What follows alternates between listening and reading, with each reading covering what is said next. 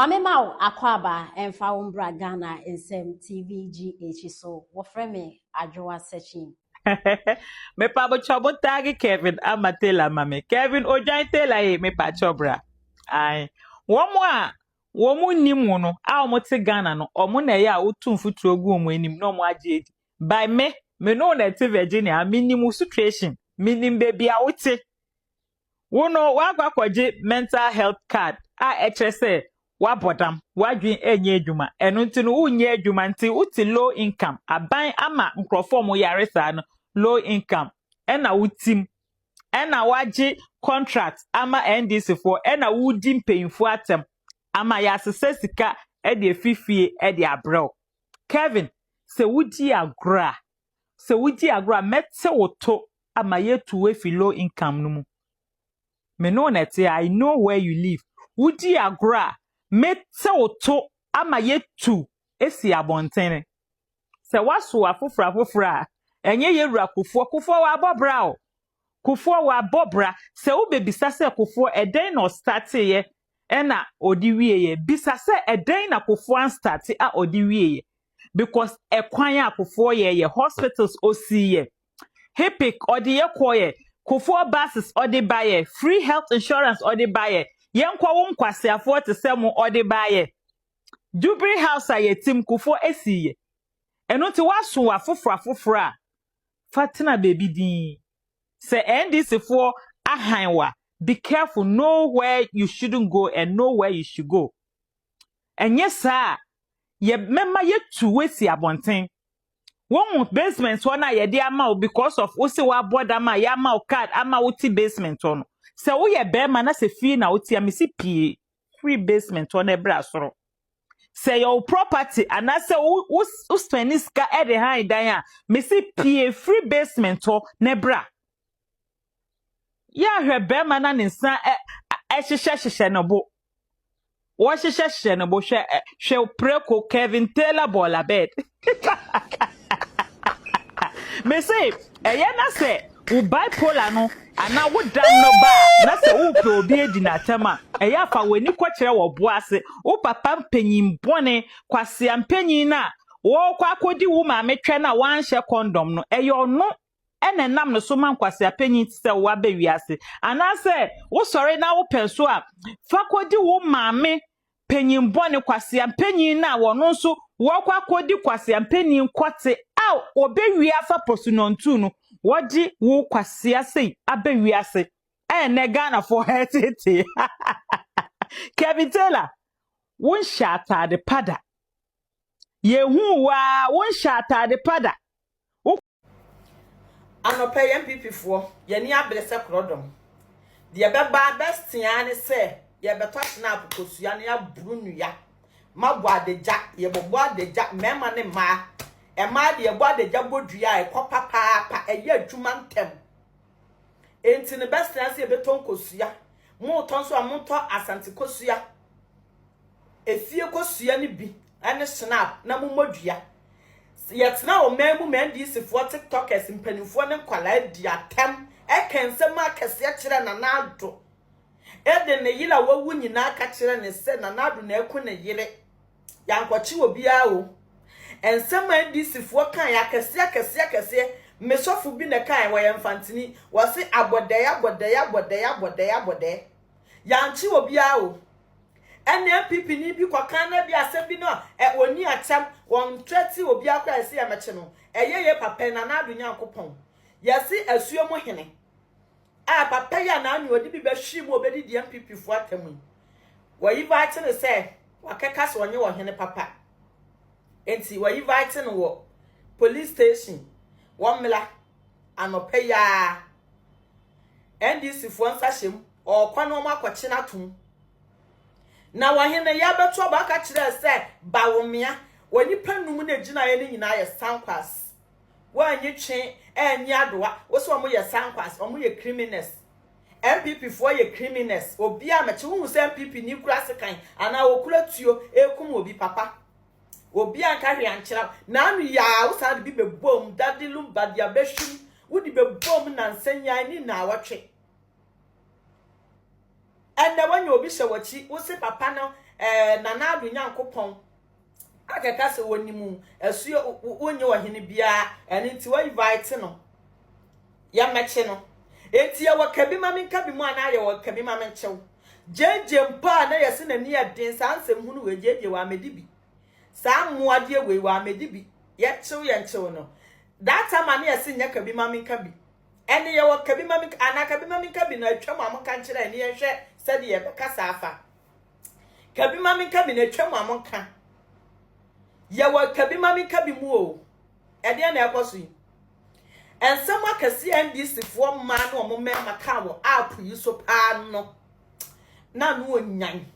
na kwase panyin ni wo mu fie timi begina ho na na adu panimu etese emma ya memu anketu adantamo empanimfo a waso mu hunu nyansa ensem omo ka to papa we so ekangu nanim asene bawomia so bawomia kula ne ma de da wo ayim obi anka hwe ankyere wo mo efise e politics de obi atimi ka na adwene a opa kyere wo by NDC fo hu ne say ye politics ni afa ne personal ni ye kan sama kese ni wo momo no ya anche wo mo hwe app yi so a me wu nkofo bebre video a ensam wo mo kan ye ya no kware so mo kan fa ye ho a ye de say ye de ne wo mo a ye ne wo mo a ye kra de nye yasem na ye mpanimfo minitimi kakasa bi nkyere asiedu nkatia ana mahama adwenkyere de nyina ye bekere enso no na nadu mu jato ho sede wonantwie ni dua nka ne to okonfo anka wonsam aposo ubejem jeje ojemu ayile suo jeje ojemu ma akofo ayile suo no kofo ojemu ma tamils ayile suo na tamils jemu ma mahama ujemu ma nanado susa asa bejemu ama emle ye ni kaso awiase na kurukuru a awiase twa no ho bibia timi sesa ho eya abatuo nya se NDC fo mo tena so mo be free power mo dia mo si mo be twa 20 years kola mo be free power ene emma so o ma we mu Ghana ha na mahama na wonya sitting president 2016 na ya tutia opoto wonya 34% ena wonya 34% ena wuchinchi mwa 2020 wo se lusu ye ena 2024 uba 2025 uba power sa na o men ya ba 20 ye amai maintain say one party diso da ade ahenie sabi otumfo me bom mu na mabom mu ase me bo odi na mabom mu ase eno pe no bi ntimi ntu na se president monhwe ne ma biye ya papa nyame cha wachi wado ba kwa aba hwi ni ho abeyew papa we di abedi MPP fo atem obi a invite na anchi no ewiase di adane edani ewuo wo ho yale wo ho edam wo ho enifre wo ho stroke yale wo ho na monhwe ne ma biye suom eni it is abo we yen so ne so krono say refi landing ba ya wonya sika kakra ode kosi wote bia kofa kola 18 years 19 years ne twempena ono ane yira ono na wo nkwala no waja na kofa kola kete okona ko we ahyi no hye mununkum ma okofa fire service for bakura mutimi num ja no na president mahama nyimu no ko ba ni post what you say ode rubber nkapogu ninsa odo ho na ninketenkete jimi nhu a obana ko we ahyikyiri wi a 2x4 dua kura swa onu kwasi ring gold ni fie na kire suomfo enkwala wi nom gama de so ofase yesu le ofa ne ofa na me si monyi no fie abodan fo nko an to ko de se akikire wi na odi maponko be kokoma enti se a chopa na ne mama ye ma MPP ni Ghana fo no pa yi se enu ga suomfo mpanifo nyina hia enom de ahema no se me mpeche o masuomfo what you say because wa obon ya to ba bi nka na sa kwesi ring gold ya de na yedam eti wo ye ne den dam ne beba e na wi ni so onyai wo hu wo kwa no akikire wi ni na se da ho a ya fensen ablantie onya 20 years 20 montra wi na wa akikire da ho no 20 years abemo wo timi montra nti yesre mo acha pa ne de mamo because as ablantie we no ade na be ye dam eti ho a no kwhye anaba ontu hu se wonte ne nka na se wi ni wate so da bale chini bebre ne pe na ba Inti yesre mo fa nche no why mo fa nche mo fosu ya penten on no desk yesu yi opa mo chewo oso opa chewo mo fa nche no naja ye friend say o baboni a o ye den abetu ba bi nka sa akwa gini fo bodamfo ya ye friend say nyansa bi ni trimi wi age na dwen no inti ye pa mo chewo why enie esu mu hia nkasa ana odasie no nwe esu mu hia nkasa ohin oman hia nkasa ana odasie no ti wei ene poni tumi kakra bi ohin yo ana osi o mini kontri hene enti sana tie dia abusuan so a tie ne yo abusuan so a kontri hino aduru musunie enti mumpo mo de hyemra enya so mu hini ne kofa akwase we ne ba yo ma men kwaleti mo ha enya aso mu hini ne kofa no na mum na busuafo na omo so esanse dam ne wo fie ho ntino oso mu hini se aduru bra esi kontri hini enti abusua ebia me fanse abusua fanse bia na muna aduru muso enti munyi bema ba ko mumra setem no na jelman zu Finlandia ba ye ni free prison ya ba en wonu mi se busua so de unye febutre ba ye mi se enti sa akwase empani we no na sem wo kotu de nanka hene na duru no so pa no wono na sem one ni nia wo a enam so wo na kotu kwa na ya mfa ama no oye bukman e o kade sesi a de na oye pani a hene duru so no anom de koma akwase ye se ofrebutre ba nti ana sa busua na ofri mu no ekofa abuai efebro trabenti no munum se sa wakọ jeri kwa na ba yedi poto no oto ontimi ma iro babia abiem wakodam emfie num ana yedi poto num ba fie o ba fie no ana busua no edi mirika hu ni koma asumuhe ana asumuhi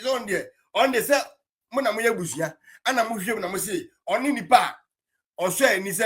mabusua num ana ono so je no oya amane ne amamre eni segunya so abosumi nsia ana so muhi ti se dabi sa kwase wako jeli mfienu sa buwe woni nua bawo sa buwe wi headquarters ewo omabusuam sa buwe eye bodamfo enti hwa pe ana osan ebodwa ana mutu na de so abosumi nsia ana ro na ase mpaboa ana brande ko twituo ko fa boys do beku ohin no ana oche hin sori ana oche hin sa chi no atum oche hin sa chi aboye o abo kwase mpani we akwadwimi foi oche hin sa chi ni tum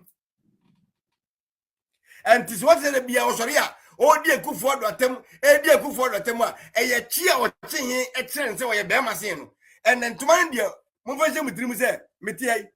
metime tontuma atutu asimi ho hene a obi anso me metimi ato chashe se me yo hene a me amaso meche da sen ye butu ntini ai double defense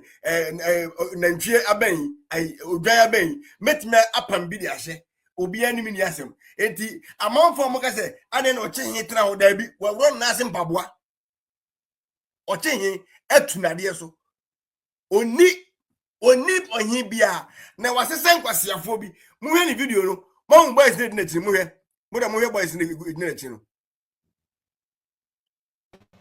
mo hwe na chi must sentence of Robert to 40 years in the world. And I hear that Mom, ohin ben ana san kwasiafo we ade guniti ememu na wi fonku a so hwe na chi wona wo mkoba na wi fonku a etu ya no ma twisi wo so ana obi ato ne pa wi etu ote wono otete ko visa ya to ne pa wi ana oni na musa na jimi ene boy yasem obeka ye ehimfa ana chese we police fotimi ko chense yakoche no munni dwumadi nti